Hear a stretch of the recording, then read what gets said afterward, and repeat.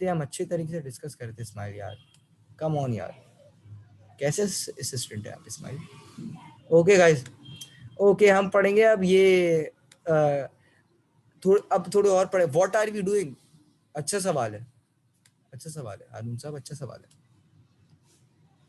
हम ज़ियाउल हक कर रहे हैं अभी, इस्लामाइजेशन पॉलिसीज कर रहे हैं, इस्लामाइजेशन पॉलिसीज में ये हम डिस्कस कर रहे हैं। इनकी फेलियर्स भी पढ़ेंगे गाइस, सबर कीजिए।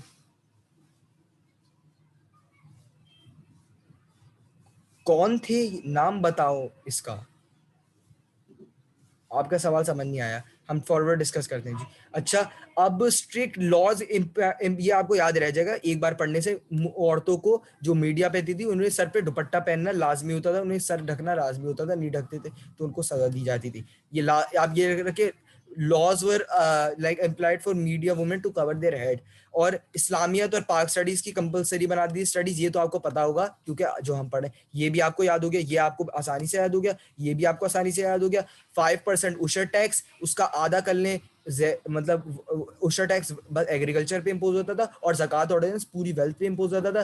2.5% था ज़कात ऑर्डिनेंस। अब हुदूद ऑर्डिनेंस, सारे हुदूद ऑर्डिनेंस 77 में इसने मतलब पेनल कोड क्रिएट किया था, लेकिन हुदूद ऑर्डिनेंस के जितने ऑर्डिनेंसेज है ना वो सब 79 आपको याद करना है। फेडरल शरीयत कोड भाई 3 उलमा थे, वो जजेस थे, वो भी 79 में इम्पोज हुई थी। और आपको ये कानून अहमदीस को इन्होंने बहुत रिस्ट्रिक्ट किया था कि अहमदीस जो थे वो अपनी जो फेथ था वो पब्लिकली स्पीक नहीं कर सकते, वो मस्जिद में रह सकते थे। अगर ये करा जाता था तो उनको सजा दी जाती थी और एक्ट ऑफ उन्होंने ऑफेंस कंसिडर किया जाता था। अगर अहमदी कोई भी अपने एक्ट ऑफ डिवोशन करे तो उसको ऑफेंस कंसिडर किया जाता था। कानून इसका मतलब ये आपको ये नहीं, आप लॉ ऑफ एविडेंस ऑर्डर याद कर लें, आसान है थोड़ा नाम। या फिर अगर आपको नाम नहीं भी याद है कोई बात नहीं, आप लिखिए in Zia's time a law was passed in which women's destiny was considered half of that of man's। अगर वुमेन्स, अहमदीस कौन थे भाई, इस्लाम जैसे मुसलमान होते, 2 कास्ट है मुसलमान की जिनको वैलिड कंसिडर किया जाता है और उनको मुसलमान कंसिडर किया जाता है, वो है शियाज और सुन्नीस। अहमदीस एक कास्ट है जो कहते हैं मुसलमान है, लेकिन क्योंकि वो नबी सल्लल्लाहु अलैहि वसल्लम की नाउजुबिल्लाह वो मतलब खातिम रसूल, वो जो क्या कहते हैं नबूवत की जो ख़त्म हुए थे रसूलुल्लाह, उस पर ईमान नहीं रखते अहमदीस एक, लेकिन वो कहते उनको वो मुसलमान होते नहीं है लेकिन वो कहते मुसलमान है। तो ज़िया ने कहा कि भाई आप मुसलमान अपने आप को नहीं कह सकते, अगर आपने कहा तो आपको सजाएं मिलेंगी। तो ये थे अहमदीस थे, सील ऑफ प्रॉफिटहुड को मानते नहीं थे अहमदीस। थैंक यू स्माइल सलाट। ओके सर जी, समझ आ गया। अच्छा, वापस मैं रिपीट करता हूँ, इनकी इस्लामाइजेशन पॉलिसीज आप सबको रट जानी चाहिए क्योंकि बहुत जबरदस्त तरीके से हम पढ़ रहे हैं इसको। सबसे 79 के मतलब 1979 में भाई जजेस अपॉइंट हुए थे, 3 उलमा जजेस फेडरल शरीयत कोर्ट में। अच्छा, हुदूद ऑर्डिनेंस बनी थी 77 में, जिसने पैनल कोड बनाया था। इस पैनल कोड के अंदर 79 में 4 ऑर्डिनेंसेज आई थी। सबसे पहले आप याद करेंगे, और मतलब ये तो आपको पता होगा कि अगर कोई प्रॉपर्टी चुराए उसका पहले ऑफेंस में सीधा हाथ काट दिया था, दूसरे ऑफेंस में उल्टी टांग। अब कज़फ ऑर्डिनेंस में उसके फाइन किया जाता था और इम्प्रिजन कर दिया जाता था अगर उसने किसी पे फॉल्स एलिगेशन लगाई हो। जिना ऑर्डिनेंस में इसको भाई मतलब कोई भी एडल्ट्री में इन्वॉल्व हो, अगर मैरिड हो तो उसको स्टोन टू डेथ कर दिया जाता था, लेकिन अगर अनमैरिड हो तो उसको क्या नाम है 100 लैशेस मारी जाती थी। और अगर 79 में अगर किसी मुसलमान को पकड़ा गया, मतलब ये प्रोहिबिशन ऑर्डिनेंस में अगर मुसलमान को पकड़ा गया तो 80 लैशेस, लेकिन अगर नॉन मुस्लिम को पकड़ा गया तो 3 लैशेस। ज़कात ऑर्डिनेंस में 2.5% of all wealth will be taken as ज़कात। 1980 एक ही साल बाद इम्पोज हुआ। उशर ऑर्डिनेंस में 1980 में इम्पोज हुआ, जिसमें 5% ऑफ एग्रीकल्चरल इनकम लिया जाता था। ये आपको बाकी सारे ये बहुत आसानी से याद होंगे क्योंकि इस्लामिक और पाक स्टडीज को कंपलसरी इसी वक्त किया था जो अब तक हम पढ़ते आ रहे हैं। और मुसलमान जो औरतें थी वो उन्हें अपना सर ढकना होता था, ये उन पर कंपलसरी कर दिया जाता था। कानून शहादत जो था, ये या फिर लॉ ऑफ एविडेंस ऑर्डर याद कर लें, लेकिन अगर नहीं याद रहे तो कोई बात नहीं। लेकिन अगर आप लिखेंगे women's testing was considered the half man's, और अहमदीज अलाउ के उनके लिए अलाउ नहीं था कि वो अपने कोई भी फेथ को लगे वो बोले कि वो मुसलमान है, या वो मतलब मस्जिद या कोई भी एक्ट ऑफ डिवोशन नहीं करें, उनको अलाउ नहीं था। ओके जी गाइस, ये क्यों आ रहा है पेज नंबर 1 क्यों आ रहा है इसके बाद इस्माइल सिराट, व्हाट इज दिस यार। अच्छा, ये पेज नंबर 57 है, तो इसके बाद 58 आएगा, 58 किधर है फिर? Okay 58, yes sir. ओके ये ज़कात और उशर ये सब हमने एक्सप्लेन कर दिया था। गाइस इस्लामाइजेशन में किसी को भी कोई कंफ्यूजन है?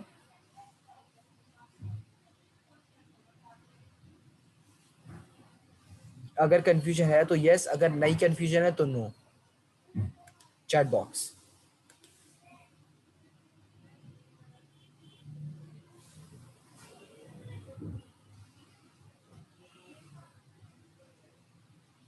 किसी को भी कंफ्यूजन नहीं है गाइस। अच्छा गाइस मैं आपको एक बात सीधी सीधे बता दूं, ये मेरी क्लास आपको करवाने का मकसद ये मैंने रखा था कि मैं थोड़े स्टूडेंट्स लूंगा, ये सब जो स्टूडेंट्स होंगे मेरे, वो जब मैं आपको पढ़ाऊं, आपको सिर्फ एक बार उसको पढ़ने की जरूरत पड़े, आपको सब याद हो जाए, तो तभी मैं इसको आपने नोटिस किया होगा मैंने हुदूद ऑर्डिनेंस को 6 7 5 6 बार रिपीट कर दिया, क्योंकि आपको ताकि याद हो, बार बार रिपीट कर रहा हूँ, और बहुत सारे आपके कोड्स भी दिन बात करेंगे, तो उम्मीद करता हूँ कि आपको याद हो गया होगा। अब इसकी थोड़ी सी फेलियर्स बताता हूँ, जो आप फेलियर्स ऑफिस इस्लामाइजेशन पॉलिसीज बताता हूँ, जो इधर लिखी है या नहीं लिखी है मुझे पता नहीं है, अगर लिखी होंगी तो क्योंकि पेजेस ऑर्गेनाइज नहीं है, तो मैं आपको थोड़े फेलियर्स बताता हूँ।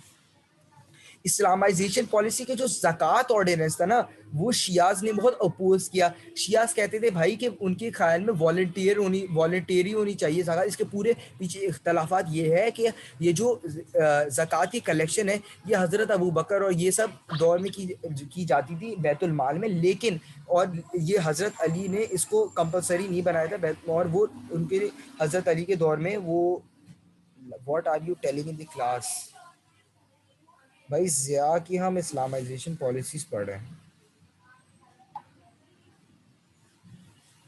तो उसकी मैं डिटेल में जाऊंगा नहीं, तो कोई मतलब मैं तो उसकी डिटेल में जाता हूँ। बस आपको ये याद करना है कि शिया कहते थे कि भाई ये वॉलंटियरी होने चाहिए, हमें मर्जी, हम नहीं दे रहे गवर्नमेंट को, हम मतलब हम गवर्नमेंट को नहीं दे रहे, हम अपनी मर्जी से बांटेंगे। तो फिर इसके पे बहुत इख्तलाफ होते, शिया के बहुत सारे जलसे हुए, जिसकी वजह से बहुत सारी डिस्टर्बेंस हुई, शिया सुन्नी टेंशन क्रिएट हुई। दूसरी failure, Shia were freed from the payment of ज़कात after opposition, Sunni declared them as Shia to be safe. जी जी ये वही बोल रहा हूँ मैं। इसके बाद शिया ने जब एक जलसा किया था, जिसके बाद जिया ने शिया को मतलब बख्श, शिया से ये ज़कात ऑर्डिनेंस जो था ना, ये शियाज पे और वो नहीं होता था इम्प्लाई, ये सिर्फ सुन्नीस देते थे, शियाज को नहीं देते ज़कात टैक्स, ये गवर्नमेंट को, वो गवर्नमेंट को नहीं देते थे, वो इधर देते थे, यानी अपने वॉलंटियर करके देते थे।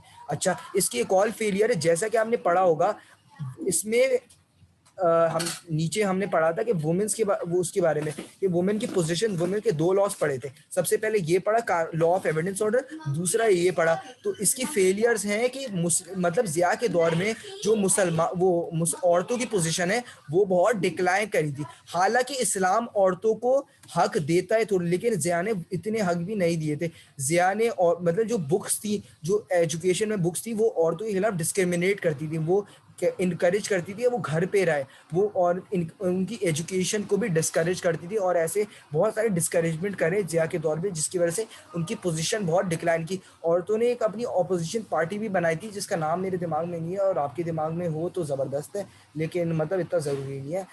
एक ऑपोजिशन पार्टी बनाई थी औरतों ने, कोई जल्दी से चैट में मुझे बता दे जिसको, अगर किसी को याद है तो। औरतों ने एक अपनी ऑपोजिशन पार्टी बनाई थी जिसमें वो जिया को अपोज करते थे, और उस ऑपोजिशन पार्टी में क्या नाम है उसके ने बहुत सारा काम किया था, लेकिन उस कक फायदा नहीं हुआ, और जिया के दौर में औरतों की पोजीशन, वुमेन्स एक्शन फोरम, जबरदस्त मोहम्मद शहन साहब, वुमेन्स एक्शन फोरम एक ऑर्गेनाइजेशन थी जो वुमेन्स ने बनाई थी, मतलब वुमेन्स के राइट्स के लिए, लेकिन उनकी मिन्नतों के बावजूद जिया ने उनको कोई लिफ्ट नहीं कराई, और जिया की पोजीशन उनकी। अफगान मेरेकल, बहुत जबरदस्त क्वेश्चन। अभी मैंने आपको what were the 4 marks question explain किया है, what were the women like policies like. अब एक क्वेश्चन आता है, why did Zia introduce Islamisation. अब इस क्वेश्चन में देखिए पूछा इस्लामाइजेशन का है, व्हाई डिड, 7 मार्क्स का क्वेश्चन, लेकिन इसमें हमें जैब का रेफरेंस बहुत ज्यादा देना होता है, एक रीजन जैब का भी आता है।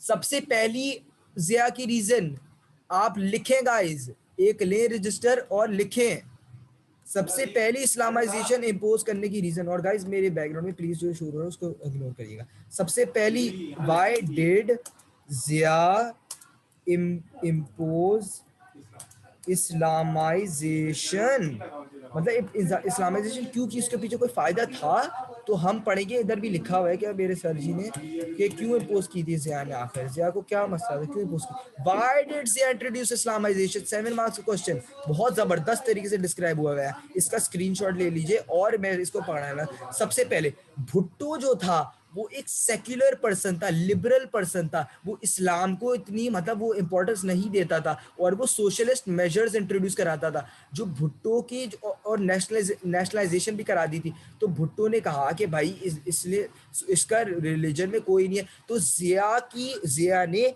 एक रीजन बनेगा अपने आप को भुट्टो से बेटर लीडर शो करने के लिए, और भुट्टो की मतलब जो पॉलिसी थी उनको काउंटर करने के लिए जिया ने इस्लामाइजेशन इंट्रोड्यूस कराई थी। आप लिखें to counter the rule of Zulfikar Ali Bhutto and to counter the policies and to show himself a better leader than Zulfikar Ali Bhutto was one of the reasons why Zia introduced Islamization. दूसरा reason, जिया को पता था कि पाकिस्तान में इस्लामी जमहूरियत जैसी बहुत सी political parties हैं। पीपल्स पार्टी तो जिया को अपोज करती ही करती थी। बेनजीर भुट्टो, मीर मुर्तजा भुट्टो बहुत अपोज करते थे जियाउल हक को। और बाद में मैं आपको कुछ डॉक्यूमेंट्रीज भी है जिसमें जब जिया का प्लेन क्रैश किया था, बेनजीर भुट्टो ने कहा था कि बहुत शैतान और उसके बहुत मजाक उड़ाते थे। मीर मुर्तजा भुट्टो ने कहा था कि मैंने करवाया, बहुत गुस्से में भुट्टो फैमिली और पीपल्स पार्टी की बहुत ऑपोजिशन थी पीपल्स पार्टी की जियाउल हक के रूल को, तो जिया को बहुत अपोज किया था। लेकिन उसके अलावा कुछ पॉलिटिकल पार्टीज ऐसी थी जो इस्लाम को सपोर्ट करती थी, फॉर एग्जांपल जमहूरियत इस्लाम, और इनकी सपोर्ट गेन कर लेगी ताकि ये उनके लिए ऑपोजिशन, पीपल्स पार्टी की तो ऑपोजिशन जिया को पहले से है, अब ताकि ऑपोजिशन कम हो इनकी रूल को और जो दूसरी पॉलिटिकल पार्टी है वो सपोर्ट करें, जिया उनकी सपोर्ट से ताकतवर हो सके, जिया ने इस्लामाइजेशन इंट्रोड्यूस करे। जब इस्लामाइजेशन इंट्रोड्यूस करे तो इस्लामिक पार्टी थी, इस्लामिक जमहूरियत पार्टी, उन्होंने देखा कि भाई जियाउल हक तो इस्लामिक लीडर है तो हम उनको सपोर्ट करेंगे। Therefore he introduce Islamic measure to strengthen his government by gaining their support. Guys जो सियासत की बातें होती है ना, उनके जो आप पढ़ें, हर सियासत की बात जो आप पढ़ेंगे उसमें जो दिल की होती है बात, बहुत दिल का अच्छा था, बहुत ऑनेस्ट था, वो चीज़ें कम मिलेगी और इसकी रीजनिंग ज़्यादा मिलेगी। तो इसकी जो रीजनिंग दो है वो दो ये है। और तीसरी रीजन, जैसा कि आप जैसा कि आप गाइस को पता है कि अफगान मिरेकल जो हम पढ़ेंगे, अब सबसे पहले आपको अफगान मिरेकल पढ़ाता हूँ ताकि आपकी इसकी बेस बन जाए गाइस।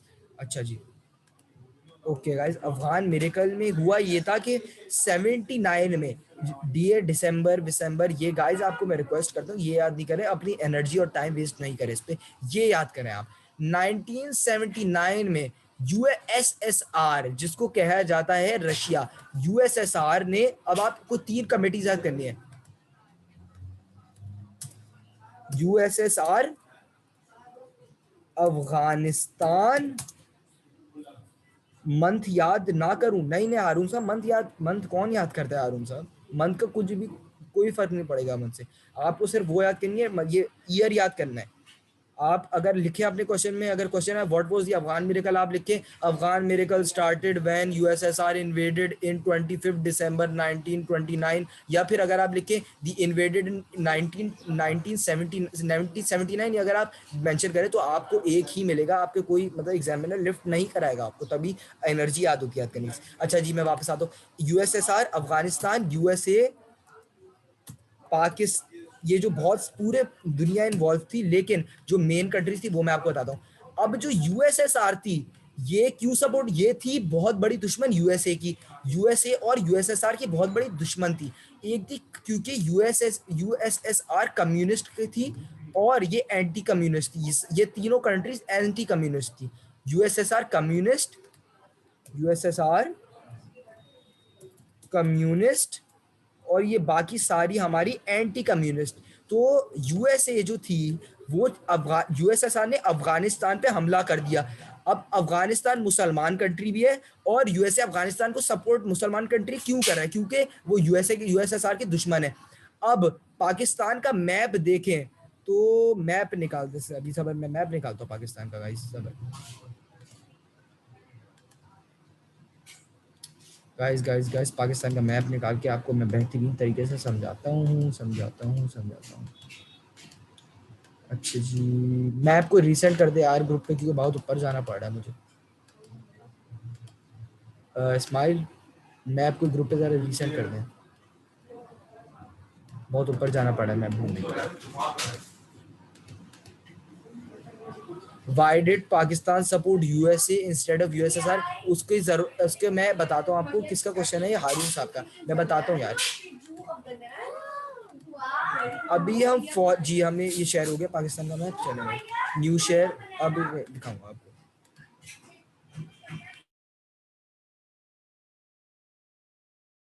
गाइस अब सबको मैप दिख रहा है पाकिस्तान का? गाइस गाइस गाइस, मैप दिख रहा है? ये जबरदस्त। अब देखे भाई, अब मैं सबसे पहले खिलाफ क्यों थी? खिलाफ की सबसे पहली वजह पाकिस्तान वो कम्युनिज्म, कम्युनिज्म जो होता है ना वो अपोज किया जाता है, मतलब जो कंट्रीज है वो अपोज किया जाता है। जैसे यूएसए भी अपोज करती है, पाकिस्तान भी कम्युनिज्म को अपोज करती है। अब यूएसए यूएसए पाकिस्तान की एलाई थी। हम फॉरेन रिलेशंस जब पढ़ेंगे तो हम पढ़ेंगे कि यूएसए पाकिस्तान की बहुत अच्छी एलाई थी शुरू में, और मतलब यूएसए को पाकिस्तान की व्हाट इज कम्युनिज्म, मैं उसको बता दूं, पर सबसे पहले आपको ये बता दूं, अफगानिस्तान अफगान मेरिकल, फिर एंड में कम्युनिज्म के बहुत बड़े हम डिस्कशन करेंगे। कम्युनिज्म और एंटी कम्युनिज्म ये टॉपिक पूरा है। ये अब यार अभी अभी किसी ने ग्रुप ज्वाइन किया है, तो मैं रिसेंट कर रहा हूँ ये ज्वाइन इनवाइट लिंक, ताकि बंदा जो जिसने भी अभी ज्वाइन किया वो वापस से हमारी क्लास में आ सके। ओके, कर दिया रिसेंट। अच्छा जी, अब सबसे पहले हम पढ़े, यूएसए का एलाई जो था ना पाकिस्तान था, पूरे इस जगह में पाकिस्तान था एलाई, और अफगानिस्तान पे यूएसएसआर ने हमला किया था ऐसे। तो पाकिस्तान के पास बहुत सारी मिलिट्री बेसेस थी, और यूएसए का एक ही एलाई था।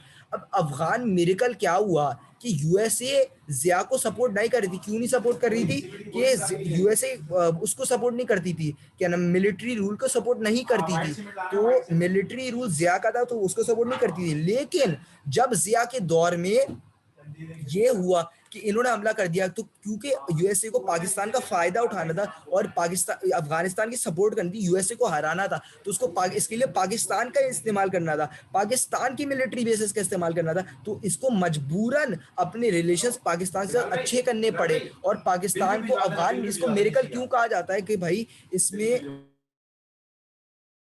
इसको मेरिकल क्यों कहा जाता है कि यूएसए एकदम से पाकिस्तान की एलाय बन गई, और यूएसए ने कहा कि भाई, यूएसए ने कहा कि भाई आप सपोर्ट करें उसको, आप सपोर्ट करें, अब आप अफगानिस्तान को सपोर्ट करें। पाकिस्तान को कहा भाई जिया ने कहा क्यों करूं मैं सपोर्ट, इसके लिए हमें कोई पैसे चाहिए होंगे, जिया साहब बहुत चालाक थे, तो इसके लिए हमें पैसे चाहिए होंगे, इसके लिए हमें वो मिलिट्री चाहिए होंगे। तो यूएसए ने पूरी अपनी जो मिलिट्री है वो पाकिस्तान को, मतलब मिलिट्री, बहुत सारी मिलिट्री सप्लाईज थी, जो आप सोच सकते पूरी पूरे दुनिया में पाकिस्तान थर्ड पूरे सॉरी मिडिल ईस्ट, एशियन, ये जो साउथ एशिया में पाकिस्तान पूरे मिलिट्री मैन पावर का सबसे बड़ा सपोर्टर बन गया। पूरी दुनिया में पाकिस्तान ने, जो पाकिस्तानी जो बंदे थे वो मतलब बहुत सारे ट्रैवल कर, सबने वीजा आसान कर दिया। जैसे अब पाकिस्तानी 1979 अफगान मिरेकल के बाद भाई दूसरी कंट्रीज ने देखा कि कम्युनिज्म के साथ खिलाफ लड़ रहे हैं, कि पाकिस्तान,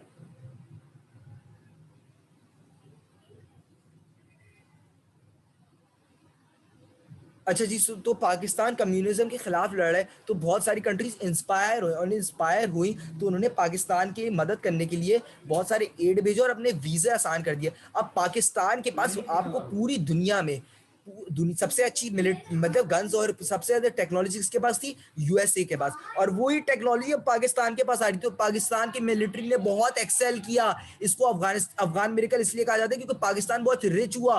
पाकिस्तान की जीडीपी मतलब एकदम से मिरेकल की तरह, यानी जादू, एकदम से एक जादू, और पाकिस्तान की जीडीपी उड़ते हुए आसमानों पे पहुंच गई पाकिस्तान की जीडीपी। तो पाकिस्तान ने अफगानिस्तान को सपोर्ट किया। क्यों सपोर्ट किया? यूएसए ने पाकिस्तान को एड भी दिया, और पाकिस्तान को यूएसएस को सपोर्ट करने का यूएसएसआर के खिलाफ एक और फायदा हुआ।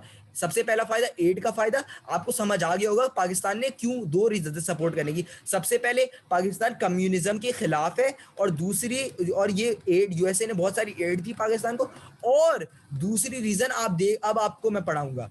पाकिस्तान जो थी वो जो पैगन कम्युनिस्ट ये इनके खिलाफ जिया ने जब लड़ी तो सब ने जिहाद के मुसलमानों ने देखा कि जिहाद हो रहा है। अफगानिस्तान कौन सी कंट्री, मुसलमान कंट्री थी ना, तो पाकिस्तानियों ने देखा कि अफगानिस्तान मुसलमान भाइयों की जिया मदद कर रहे हैं, हमारे भाइयों की मदद कर रहे हैं, उनके दिल में जिहाद का जज्बा पैदा हुआ, उनके दिल में जिया के देखा कि कैसा जिया रूलर, कैसा जबरदस्त रूलर है। तो ऐसे आप देख सकते हैं कि जिया ने इस्लामाइजेशन क्यों कैसे इंट्रोड्यूस कराई। गाइस आपको 110%, 350% ये सब चीजें याद हो गई हैं, यस या नो? आपको अभी क्या क्या चीजें याद होनी चाहिए? आपको जिया की पूरी इस्लामाइजेशन याद हो जानी चाहिए। आपको ये याद होना चाहिए क्यों इंट्रोड्यूस करा है। आपको बलूचिस्तान क्राइसिस का पूरा याद होना चाहिए। आपको याद होना चाहिए व्हाट वाज अफगान मिरेकल, क्यों इंट्रोड्यूस हुआ अफगान मिरेकल, क्या हुआ अफगान मिरेकल, यूएसए। आपको ये एलाइज याद होने चाहिए और आपको ये सब चीजें पता होना चाहिए। गाइज आप सबको ये सब चीजें याद हो गई हैं? आई से यस या नो? गाइस चैट में एक्नॉलेज करिए। अफगान मिरेकल का ईयर है 1979,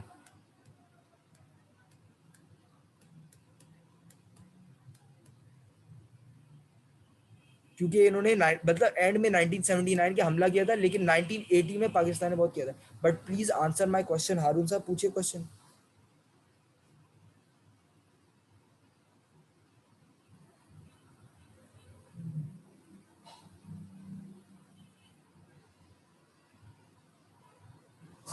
व्हाट इज कम्युनिज्म? देखिए यार, दो तरह की इस दुनिया में कमिटीज थी, कम्युनिज्म और मतलब जो एंटी कम्युनिस्ट कमिटीज थी। अब कम्युनिज्म में क्या होता था कि जो एक पार्टी होती थी वो एडमिनिस्टर करती थी एक डेमोक्रेटिक सेंट्रलिज्म से सबको। अब वो उसमें लोगों को इतना मिलता था जितना वो डिजर्व करते थे, शेयर लोगों का इतना होता था। इस पे पूरी कम्युनिज्म पे आपको एक वीडियो भेजूंगा या फिर वॉइस में। कम्युनिज्म बहुत इतना मतलब डिटेल टॉपिक है। तो कम्युनिज्म अभी बस आप याद रखिए, कम्युनिज्म के खिलाफ थे और ये कम्युनिज्म की सब चीजें याद है। अभी आपको कम्युनिज्म को मैं समझाता हूँ, लेकिन कम्युनिज्म तक की चीजें याद हो गई हैं गाइस, यस या नो? जल्दी करे गाइस, जिया का प्लेन क्रैश करवाना है हमें। हारून आप भी रिस्पॉन्ड कीजिए। कम्युनिस्ट तक की तब सब चीज़ तो याद हो गई ना आपको? जी इस्माइल अपनी क्वेरी पूछी, आपने नो बोला है।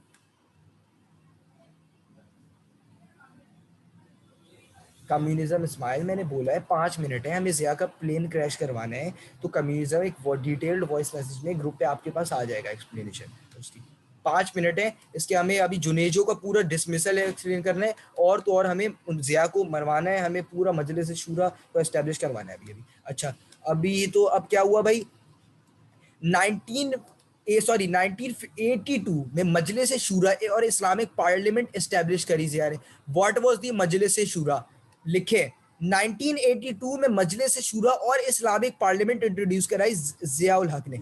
अब एक फेडरल लेजिस्लेचर नहीं होती नेशनल असेंबली, उसकी जगह उन्होंने भाई कह रहे कि भाई ये मजलिस शूरा इंट्रोड्यूस करा दी। इससे क्या हुआ, सबसे पहला एडवांटेज लोगों के मतलब इनकी इस्लामाइजेशन को सपोर्ट मिली, क्योंकि ये मजलिस शूरा वो कैलिफ्स के दौर में भी होता तो इन्हें इस्लामिक लीडर देखा गया। दूसरा, जो इनके पॉलिटिकल अपोनेंट्स थे यानी वो लोग जो इनके खिलाफ थे, उन्हें भाई जिया साहब करते थे कि मजलिस शूरा में बुला लेते थे कि भाई मजलिस शूरा की मेंबरशिप दे दी आपको, तो वो लोग जिया को सपोर्ट करने लग जाते थे। अब मजलिस शूरा की असली में मैं आपको बता दूं कोई पावर थी नहीं। मजलिस शूरा सिर्फ जिया उल हक को एडवाइस करने के लिए बनी थी।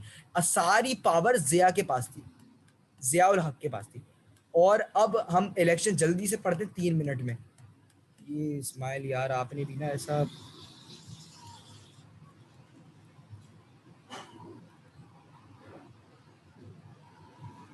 59 रेफरेंडम। जिया का रेफरेंडम क्या था भाई? अब जिया को डेमोक्रेट भाई दिखाना था कि अगर डेमोक्रेसी लाए या नहीं लाए, अपनी पावर नहीं रखे या नहीं रखे, जिया को दिखाना तो था कि वो एक डेमोक्रेटिकल बंदा है, वो डेमोक्रेसी, ये पाकिस्तान एक डेमोक्रेटिकल स्टेट था। तो ये दिखाने के लिए 1984 नोट करें भाई, रेफरेंडम हुआ 19। इसके डेट इसकी ये याद कर लें तो बेहतर होगा, लेकिन जरूरी नहीं है, लेकिन याद कर लें, मैं रेकमेंड करता हूँ। जिया ने एक रेफरेंडम कराया 1 दिसंबर, ये आपको याद रह जाएगा कि भाई 1984 में इंट्रोड्यूस करवाया, जिसमें उन्होंने एक रेफरेंडम कराया कि आपको इस जिया केम इन 1977, बिल्कुल बिल्कुल बिल्कुल, ऑपरेशन फेयर प्ले के तहत जिया 1977 में आए थे। इस्माइल सराट, लग रहा है आपने मेरी रिकॉर्डिंग सुन ली तभी आप ऐसा फजूल सवाल कर रहे हैं। ओके, अच्छा जी, तो मैं कह रहा था जी, तो जिया ने एक रेफरेंडम कराया, उसमें जिया ने एक चालाकी क्या की कि जिया ने पूछा लोगों से कि जिया की सपोर्ट यहाँ तक बहुत गिर चुकी थी, क्योंकि जो अफगान मेरेकल की वजह से, अफगान मेरेकल की बहुत सही है कि अफगान मेरेकल सही है, बहुत फायदा हो रहा था पाकिस्तान को, लेकिन अफगान मेरेकल की वजह से, अफगान मेरेकल के मैं आपको सेटबैक बताता हूँ। अफगान मेरेकल की, अब मैं अफगान मेरेकल, इतना टाइम नहीं है कि मैं 2 मिनट में सब चीजें एक्सप्लेन कर सकूं। मैं आपको एक और लिंक भेजूंगा, उस लिंक को वापस ज्वाइन करिएगा, फिर आपको मैं एक्सप्लेन वापस करूंगा। पूरे मुझे 10 बंदे चाहिए जो अभी हैं हमारे पास। अच्छा, अफगानिस्तान से रेफ्यूजीज आए भाग भाग के, खैबर पख्तूनख्वा में आए, बलोचिस्तान में, इस बलोचिस्तान और खैबर पख्तूनख्वा बहुत मतलब तंग हुए। अब क्या हुआ जी कि इसके मतलब इलेक्शन, तो 5 साल बाद, यानी मैं इलेक्शन यार, इस्माइल सिलाट, जब जिया को, जिया ने जुल्फिकार अली भुट्टो को डिसमिस किया था ना, जिया ने कहा था पहले मैं करप्शन खत्म करवा दूं, जो करप्शन खत्म होगी फिर मैं इलेक्शन करूंगा। जिया ने ये नहीं कहा था जी 5 साल बाद हम इलेक्शन करेंगे, जिया ने कहा था जब भी करप्शन खत्म होगी तब मैं इलेक्शन शुरू कर दूंगा।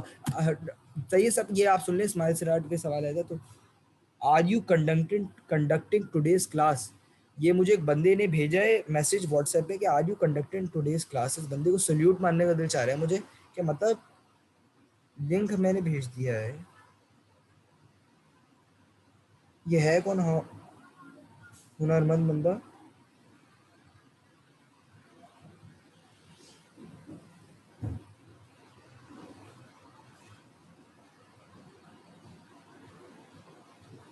अच्छा जी, तो मैं कह रहा था जी, तो इन्होंने क्या किया कि भाई,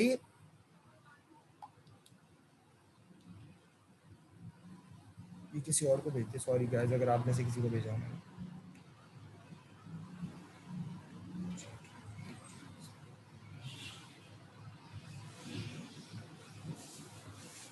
why the refugees were coming, भाई सोवियत यूनियन, भाई रशिया का जब हमला हो रहा था, रशिया भी कोई हल्की थोड़ी थी, रशिया भी टैंकर और मतलब बहुत सारी चीजें लेके हमला कर रहे थे, तो अफगानिस्तान भाग भाग के यहाँ आ रहे थे, अफगानिस्तान को बहुत सारे रेफ्यूजी है, दोनों प्रोविंसेस ये तंग हुए। गाइस मैं वापस आपको भेज रहा हूँ लिंक, ज्वाइन कर लीजिए प्लीज।